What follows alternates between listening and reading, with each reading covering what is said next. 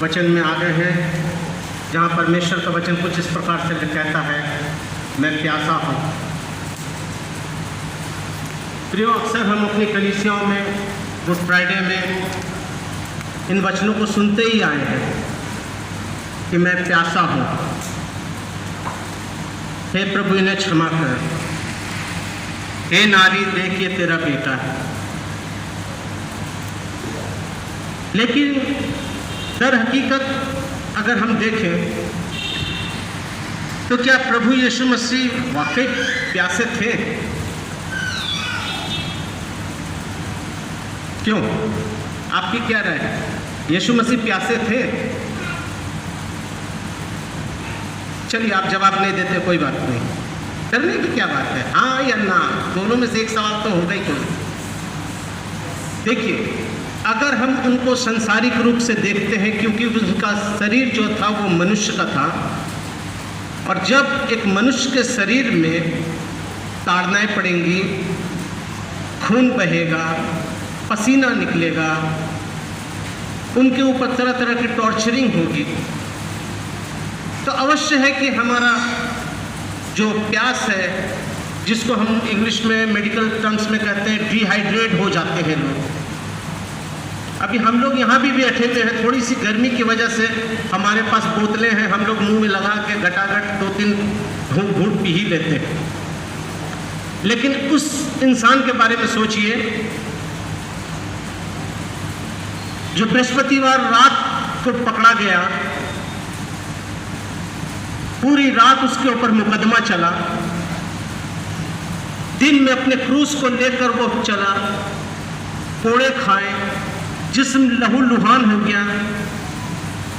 उस इंसान ने पांचवी बाणी में आकर अपने अल्फाज खोले, अपने मुंह को खोला और वो अल्फाज निकाले, मैं प्यासा हूं। चलिए, हम मान लेते हैं कि प्रभु यीशु मसीह प्यासा था, लेकिन इसी आयत को जरा और गंभीरता से हम जरा पढ़ के देखें तो क्या लिखता है इस आयत में। यूहन्ना 19 उसका 28वां पद, जो अभी अभी मेरी बेटी ने कहा, जो पढ़ के गई है, जरा उसको हम गंभीरता से पढ़े देखिए तो वहाँ क्या लिखता है। वहाँ लिखता है, यूहन्ना 19 उसके 28वें पद में लिखता है, इसके बाद यीशु ने जानकर कि अब सब कुछ पूरा हो चुका, इसलिए पवित्र शास्त्र में जो कहा गया वह पूरा हो, और कहा मैं प्यासा हूं। प्रभु यीशु मसीह ने इसलिए नहीं कहा कि मैं प्यासा हूं।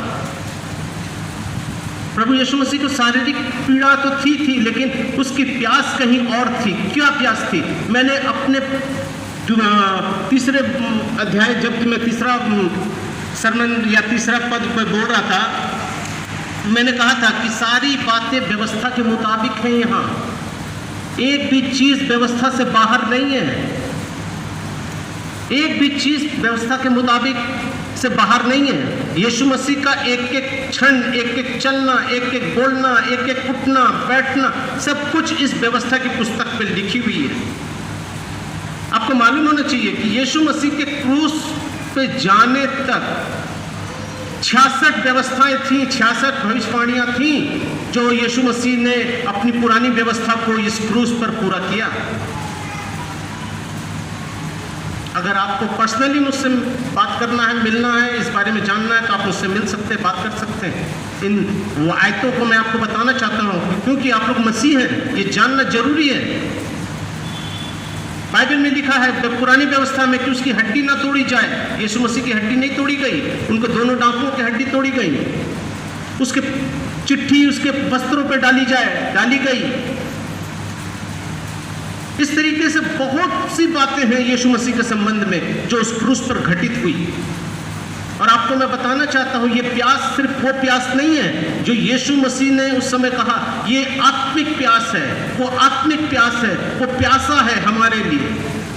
क्यों? जिस प्यास को लेकर वो इस धरती पर आया था, अपना पिता का आदेश को पालन कर रहा था, उस प्यास के चलते वो अभी भी वंचित है। वो जानता है कि मेरे लिए अभी बहुत से काम तो थे, वो बाकी था, लेकिन पिता तेरी मर्जी है कि अब इसको मैं पूरा करूं, अंजाम दूं। तो वो मैं क्रूस पर से जब जान लिया कि अब सब कुछ पूरा होने चला, कहा मैं प्यासा हूं। अगर बाइबल है आपके पास तो आप निकाल लीजिए भजन संहिता 69,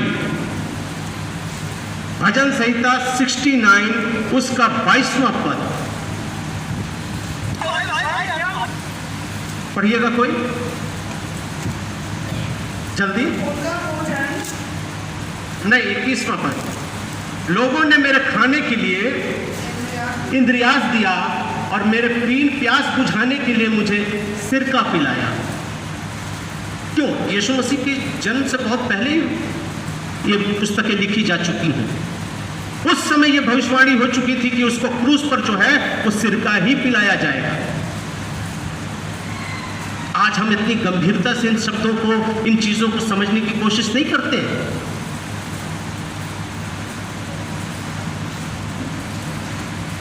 आज प्रभु यीशु मसीह उस क्रूस से जब उसके पास सिरका आया तो उसने पी लिया, सिरका पिया। यीशु मसीह सिरका पिए? सिरका क्यों नहीं पिया?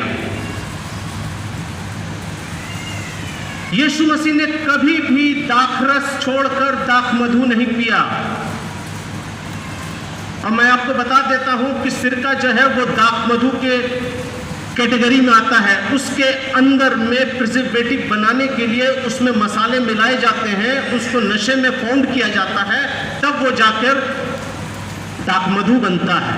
दाख मधु और दाखरस बहुत डिफरेंस है, बहुत डिफरेंस है।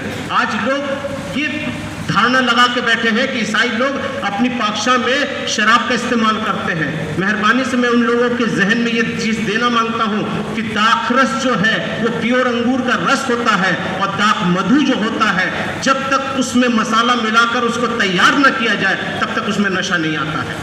और सिरका भी इसी कैटेगरी में एक था। लोगों ने उसको सिरका दिया, इंद्रियास दिया, सिरका दिया, लेकिन प्रभु ने अपने मुंह को घुमा लिया। क्यों? क्योंकि वो नहीं लिया। वो क्रूस पर भी अपने पिता की उस व्यवस्था को पूरा कर रहा है कि वो सदा पापहीन रहेगा, पापियों में नहीं गिना जाएगा। किसी भी प्रकार से आप उसके ऊपर कलंक नहीं लगा सकते। वो व्यवस्था को पूरा कर रहा है उस क्रूस के ऊपर, और कहता है मैं प्यासा हूं। आज वो जो चाहता है मैं प्यासा हूं, उसके अंदर दो प्यास मैं आपको बताना चाहता हूं। ये आत्मिक प्यास है तो बहुत लंबी चौड़ी लिस्ट, लेकिन 12 और 15 मिनट के अंदर आपको सब कुछ नहीं बता सकता। लेकिन मैं बताना चाहता हूं कि उसके अंदर दो चीज़ का जो भूख है, वो भूख ही हमारी मानव जाति के लिए, मसीह समाज के लिए बहुत इंपॉर्टेंट है। पहला चीज वो चाहता है कि प्रत्येक व्यक्ति का उद्धार हो। क्या हो? क्या हो? उद्धार। आज दुनिया में सारी जातियां मोक्ष को मांगती हैं। मर जाने पर देखिए बनारस में अग्नि खरीद कर उनके मोक्ष का प्रदान किया जाता है। ऐसे ही मोक्ष मिल जाता है क्या? गंगा में डूब जाए, डुबकी लगा ले, मोक्ष मिल जाएगा? इस मोक्ष के लिए यीशु ने अपना लहू बहाया। इस उद्धार के लिए प्रभु यीशु मसीह इस दुनिया में आए। मत्ती 1:21 को जब आप पढ़िएगा तो आप पढ़ के देख लीजिएगा, वहां लिखा है वो पुत्र जनेगी और तू उसका नाम यीशु रखना, क्योंकि वह अपने लोगों का उनके पापों से उद्धार करेगा। ये लिखा हुआ है, वो अपने लोगों का उनके पापों से उद्धार करेगा। प्रियो, आज जब हम मसीह में हैं, बाइबल कहती है बुलाए हुए बहुत हैं पर चुने हुए बहुत कम हैं। यहाँ सब बुलाए हुए हैं, लेकिन इसमें से चुने हुए कौन है ये परमेश्वर जानता है। आज प्रभु चाहता है कि हमारा उद्धार हो। आज हमारे लिए वो उद्धार का प्यासा है, क्योंकि वो नहीं चाहता कि हमारी जो मानव जाति है, जिसके लिए मैं इस जगत में आया, वो पाप में रहे। जैसा नितिन भाई ने कब पूछा कि पाप क्या है? पाप कुछ नहीं है। चोरी करना, डकैती करना, झूठ बोलना, व्यभिचार करना, मारपीट करना,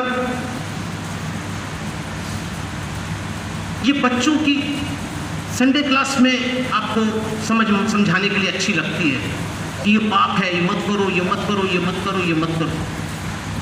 लेकिन जब हम उसको आध्यात्मिक रूप से ड्यू टू बाइबलियोलॉजी देखते हैं, माने बाइबल के हिसाब से देखते हैं, तो उसमें एक वर्ड है कि पाप व्यवस्था का विरोध है। बस, पाप व्यवस्था का विरोध है। यहोशू 1:8 में परमेश्वर का वचन कहता है कि यहोशू से कि ये व्यवस्था की पुस्तक तेरे चित्त से कभी उतरने ना पाए, इसी में दिन रात ध्यान किए रहना। अगर तू इसको मानेगा और ऐसा करेगा तो तेरे सब काम सफल होंगे और तू प्रभावशाली होगा। मतलब ये व्यवस्था की पुस्तक, ये बाइबल अगर आपके दिमाग में रहेगा, आप इसके ऊपर सोचेंगे, आप इसके ऊपर चलेंगे, आप इसके लिए इम्प्लीमेंटेशन करेंगे, अपने जीवन में इसको इम्प्लीमेंट करेंगे, आपके सारे काम सफल होंगे। और इसीलिए परमेश्वर का वचन कहता है ये व्यवस्था की पुस्तक, और इस व्यवस्था की पुस्तक का जो विरोध करेगा वही पाप। आप बाइबल पढ़िए, इसमें बहुत सी चीजें लिखी हुई हैं। आज इसी के पीछे आज प्रभु हमारा प्यासा है, चाहे वो कलीसियाओं के अंदर हो, चाहे पारिवारिक हो, चाहे वो आत्मिक हो, हर तरह से प्रभु यही चाहता है कि जो मेरे लोग हैं वो मेरे पास आ जाएं, फिर जाएं मेरी ओर, और मैं उनका उद्धार करना चाहता हूँ। प्रियो, मैं आपके सामने एक पद पढ़ना चाहता हूँ जो पाया जाता है यशाया की पुस्तक, उसका 47 और उसका 22वां पद। यशाया 47 उसका 22वां पद, वहाँ लिखता है, हे पृथ्वी के दूर दूर देश के रहने वालों, तुम मेरी ओर फिरो और उद्धार पाओ। क्या पाओ? उद्धार पाओ, क्योंकि मैं ही परमेश्वर हूं, दूसरा और कोई नहीं। बाइबल कितने साफ तौर से लिखता है। पता नहीं आज लोगों को ये समझ में क्यों नहीं आता है कि हम इस वचन को नहीं मान के परमेश्वर के विरुद्ध, परमेश्वर की व्यवस्था के विरुद्ध और परमेश्वर की इच्छाओं के विरुद्ध किस तरह से अपना जीवन व्यतीत कर रहे हैं। यीशु मसीह प्यासा है, ठीक है, प्यासा है। अरे वो बहुत मार खाया था, खून निकला था, ये निकला था, वो हुआ था, वो मनुष्य था, मर गया। अरे भाई, सब कुछ सही है, लेकिन जरा आत्मिकता में सोच कर देखिए कि मेरा यीशु आज भी प्यासा है। वो यीशु जिसने सामरी स्त्री को कहा कि मैं तुझे जीवन का जल दूंगा, वो यीशु प्यासा है। वो यीशु प्यासा है जिसने सामरी स्त्री से कहा कि मैं जीवन का जल तुझे दूंगा, तो कभी प्यासी न रहेगी। और आज वही बोलता है कि मैं प्यासा हूं। क्या ये हजम करने वाली बात है? पूरी बाइबल में यीशु मसीह ने 2 बार प्यास को जिक्र किया, प्यास की जिक्र किया। एक बार वो सामरी स्त्री के पास और दूसरी बात उस क्रूस पर। इसके बीच में बाइबल में कहीं पे भी ऐसा जिक्र नहीं है कि प्रभु यीशु मसीह ने कहा कि मैं प्यासा हूं। ये वो प्यास है, आत्मिक प्यास की बात हो रही है। यहां भी वो उसी प्यास को लेकर चिंतित है, वो उसी प्यास को बुझाता है। वो चाहता है कि मेरे लोग उस प्यास को जान जाएं, हकीकत में जान जाएं कि प्रभु आपसे क्या चाहता है। मसीह होना बहुत बड़ी बात नहीं है। आज मैं बता दूं कि मैं जिस कलीसिया से बिलोंग करता हूं, वहां अगले लॉकडाउन में जब लोगों को घर से निकलने की आज़ादी नहीं थी, उस समय हम लोगों ने 850 लोगों को बपतिस्मा देकर उसको प्रभु में लाए हैं। 850। क्यों? कोरोना हो जाएगा। आज बहुत से चर्चेस झारखंड में बंद कर दिए गए। ठीक है, ये सरकार का नियम है, सरकार का कानून को हम मानते हैं, उसके साथ रहेंगे। तो क्या हम इसका मतलब अपने घर में भी अपनी आराधना छोड़ दें? हम आज अपने घरों में अपनी संगति छोड़ दें? प्रभु चाहता है कि हमारी प्यास आज है कहाँ? दौलत कमा लो, ड्यूटी चले जाओ, बच्चों को लिखा पढ़ा लो, घर बिल्डिंग बना लो, सब कुछ कर लो। जिस दिन आंख बंद होगा उस दिन सब चीज यहीं रह जाएगी, कुछ नहीं आपके साथ जाएगा, कुछ नहीं जाएगा। हवा ऐसे ही पाप में नहीं गिरी थी, हवा को व्यवस्था मिली, लेकिन उसके पीछे उसने अपनी लालसा को जब अभिलाषा में बदल दिया तब उसके अंदर पाप आ गया। शैतान ने 3 कंडीशन उसके सामने रख दिए कि तू नहीं मरेगी तो परमेश्वर तुल्य हो जाएगी, तो ऐसी हो जाएगी। जब उसकी लालसा जो थी वो उसकी अभिलाषा में बदल गई। आज भी मनुष्य जाति की लालसा जब अभिलाषा में बदल जाती है वही उसके लिए पाप में आ जाती है और इस व्यवस्था का विरोध हो जाता है। मैं एक बात सच आपसे पूछता हूं, मैं आपके सामने छोटा भाई हूं, बेटा हूं, आपका कॉलीग हूं, जो भी मुझको समझ लीजिए। एक सवाल मैं आपसे पूछता हूं, आप कितने ऐसे लोग हैं जो अपने घर में व्यक्तिगत रूप से प्रार्थना करते हैं और वचन पढ़ते हैं? मैं हाथ नहीं उठाने बोलूंगा, मैं आपको हाथ उठाकर आपको छोटा दिखाने की कोशिश नहीं करूंगा। आप सिर्फ अपने दिल में इस वक्त इस चीज को सोचिए, क्या मैं इस काम को करता हूँ? क्या मैं अपने घरों में अपने परिवार के संग व्यक्तिगत प्रार्थना या अपना पर्सनल प्रार्थना करता हूँ? क्या मैं परमेश्वर का वचन पढ़ता हूँ? क्योंकि परमेश्वर का वचन ही कहता है कि ये व्यवस्था की पुस्तक तेरे चित्त से कभी उतरने पर ना पाए। आप आज्ञाकारी नहीं बनेंगे, आप अगर आज्ञाकारी नहीं बनेंगे तब परमेश्वर के राज्य से वंचित हो जाएंगे। प्रियो, आज्ञाकारी, मेरा काम है आपको बतलाना, मानना नहीं मानना आपकी मर्जी। आज लोग समझते हैं कि चर्च में खड़े होकर बड़े बड़े गिटार लेकर, ड्रम बजाकर, ऑक्टोपेड बजाकर, धुआं निकालकर, लाइट लगाकर अगर हम इसकी आराधना करते हैं तो बहुत अच्छा काम करते हैं। मैं आपको चैलेंज के साथ बता सकता हूं कि शैतानवादी का ये स्टेटमेंट है, ये शैतानवादी का ये स्टेटमेंट है कि मैं आज जवानों को बर्बाद कर रहा हूं ताकि आने वाली नस्ल जो है वो बर्बाद हो जाए। ये अमेरिका का शैतानवादी का हेडक्वार्टर से ये पब्लिश हुआ है। लेकिन आज लोग समझ नहीं रहे हैं। आज लोगों को देख लीजिए, क्या है, सर के ऊपर इतने में बाल रहेगा मुर्गे के समान, इतना दूर बाल रहेगा मुर्गे के समान, बाकी इधर छिला हुआ रहेगा। ये क्या है? ये क्या है? ये वो लोग थे जो बाल देवता के उपासक थे, जो बाल देवता की पूजा करते थे। ये वो लोग थे जो अपने सरों को आधा मुंडवाते थे और आधा बाल देवता को चढ़ाते थे। मैं आपको चैलेंज करता हूं, मैं इस वक्त आपको वो पद पढ़वा दूंगा जो परमेश्वर के लिए ये घृणित है। आज जवान बच्चे अपने शरीरों में गोदना गोदवा लेते हैं। माफ कीजिएगा, मैं एक पास्टर की बात बतला रहा हूं। इसी मुगल सराय में मैंने ग्रेवयार्ड में देखा, उसकी फैमिली, उसकी बेटी,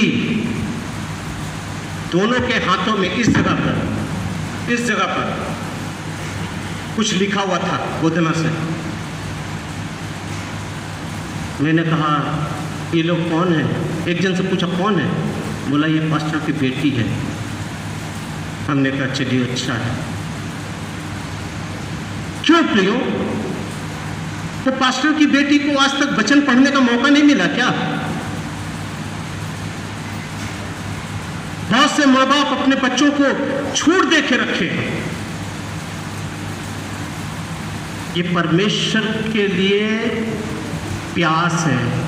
कौन कितना समर्पित है अपने परमेश्वर के प्रति। आज मैं आसनसोल से यहां पर आया हूं अपनी ड्यूटी में सीख करके। किलोमीटर नहीं मिलेगा मुझको, मैं रेलवे का रनिंग स्टाफ हूं, मुझको किलोमीटर नहीं मिलेगा। जिस दिन आ रहा हूँ उस दिन बोला तुम्हारा छुट्टी रिग्रेट कर दिया गया। हमने कहा मेरा एब्सेंट कर दो। बोला क्या बात करते हो, एब्सेंट क्यों कर देंगे हम बोले हम ऑलरेडी निकल चुके हैं। बोला कहाँ जा रहे हैं, हम बोले मुगलसराय जा रहे हैं। मैंने अपनी नौकरी को दांव पे रखा है प्रियो।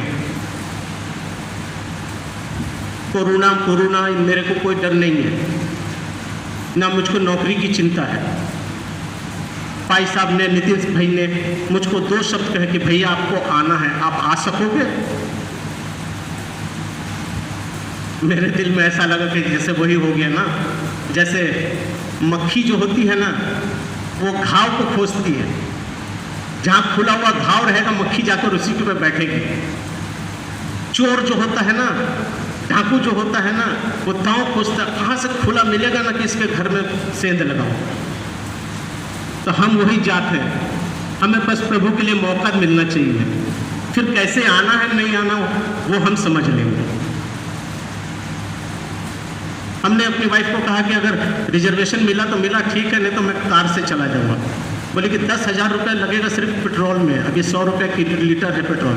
हमने वो बात की बात देखी जाएगी, तैयार है,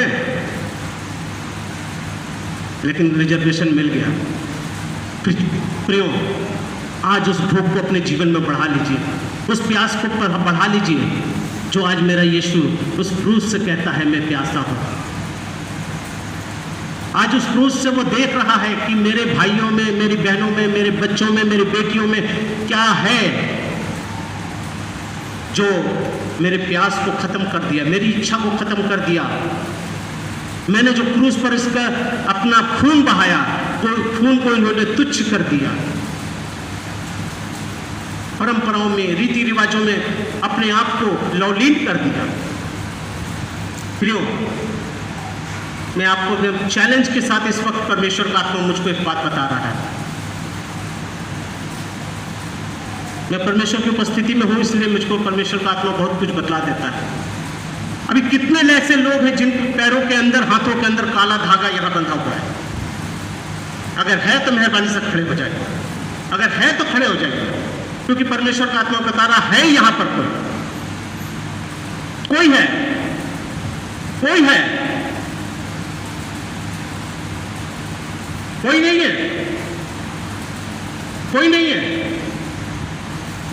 देखिए, अगर आप झूठ कह रहे हैं तो परमेश्वर का आत्मा को आप शोकित कर रहे हैं। है, परमेश्वर की उपस्थिति मेरे साथ है, इस वक्त मैं पकड़ लेंगे। चलिए, आपकी सच्चाई परमेश्वर जानता है। आप मुझसे झूठ बोलेंगे कोई बात नहीं, लेकिन परमेश्वर जानता है कि आप क्या कर रहे हैं। प्रियो, उस काले धागे को तोड़ दो। आज उस काले धागे को तोड़ दो, अपने परमेश्वर पर विश्वास करो। वो काला धागा तुमको नहीं बचाएगा, यीशु मसीह का लहू तुमको बचाएगा। वो यीशु का लहू तुमको धोएगा। वो काला धागा तुमको भूत प्रेत से नहीं बचाएगा। यीशु के नाम से दुष्ट आत्माएं निकलती हैं। प्रियो, मैं थोड़े से शब्दों में खत्म करूंगा, क्योंकि बोलने को तो बहुत कुछ हो जाता है, लेकिन मैं उस बात को, उस आयत को पढ़वा कर ही खत्म करूंगा जो पाया जाता है न्याय व्यवस्था की पुस्तक, उसका 21वां अध्याय। देखिए, आप सोचेंगे कि राजू भैया ने ऐसे ही कह दिया है। नहीं, मैं उस पद को पढ़वाना चाहता हूँ ताकि आप अपने भाई बहने बच्चों को ये ज्ञान दीजिए कि परमेश्वर के इस वचन में हर एक बात जो मानने योग्य है उसको आपको मानना चाहिए। नहीं मानते हैं वो आपकी मर्जी। उसका न्याय व्यवस्था 19 उसका 27वां पद पढ़ रहा हूं। अपने सिर में घेरा रखकर ना मुंडवाना और ना अपने गालों के नीचे बाल को छीलना। अपने सर के ऊपर घेरा डाल के मन मुंडवाना। बेटो, जवानों, हो सकता है तुमको समाज स्टाइलिस्ट बोलता होगा, समाज तुमको बहुत स्मार्ट बोलता होगा, लेकिन मेरे परमेश्वर की नजर में तुम तुच्छ हो। उसके बाद 28वां पद, मुर्दों के कारण अपने शरीर को बिल्कुल न चीरना, ना उसमें छाप लगवाना, दैट मीन्स टैटू, न चीरना ना अपने छाप लगवाना, मैं यहोवा हूं। लोग स्टाइल में प्रभु यीशु मसीह का क्रूस को बनवा लेते हैं, यीशु मसीह को बनवा लेते हैं, उसके ताज को बनवा लेते हैं, जाने क्या क्या बनवा लेते हैं। क्यों? इन सब चीजों से आपकी धार्मिकता नजर नहीं आती। आपकी धार्मिकता मैले चीथड़े के समान है। यशाया की पुस्तक कहता है तुम्हारी धार्मिकता मैले चीथड़े के समान है। आप मैले चीथड़े का शब्द अगर जानना चाहते हैं तो मुझसे बाद में मिलिएगा, क्योंकि यहाँ बहुत माँ बहनें बेटियां बच्चे बैठे हैं। तुम्हारी धार्मिकता मैले चीथड़े के समान। प्रियो, आज प्रभु की उस प्यास को याद कर लीजिए कि मेरा प्रभु क्रूस पर ऐसे ही नहीं अपने प्राणों को दिया। वो इसलिए नहीं आपसे पूछ रहा है, वो प्यासा है, आपके पश्चाताप का प्यासा है, आपके उद्धार का प्यासा है, आपकी आज्ञाकारिता का प्यासा है। आज उसकी प्यास को देख लीजिए और उसके जीवन को अपने जीवन में बसा लीजिए। यीशु ने अपने जीवन में कोई प्रचार नहीं किया, कोई प्रचार नहीं किया, सिर्फ एक प्रचार किया। यीशु मसीह ने एक ही प्रचार किया, मन फिराओ क्योंकि स्वर्ग का राज निकट है। यूहन्ना ने भी यही प्रचार किया, मन फिराओ क्योंकि स्वर्ग का राज निकट है। और आज मैं भी यही बात आपको कह के जाता हूं कि अपने प्रभु की प्यास को बुझाने के लिए आपके पास एक ही मौका है। मन फिराओ, पश्चाताप करो, अपने गुनाहों से मान लो और प्रभु यीशु मसीह के ऊपर विश्वास करो। क्योंकि जब मैं 7वें वचन में आऊँगा तो इसके आगे मैं आपसे बात करूँगा। तब तक के लिए परमेश्वर इस वचन को विराम देते हैं और 7वें वचन के लिए इस वक्त से आप अपने आप को तैयार करिए कि उस 7वां वचन जो है वो आपके जीवन में एक प्रभावशाली वचन होकर खड़ा होने पाए। परमेश्वर अपने वचन का आशीष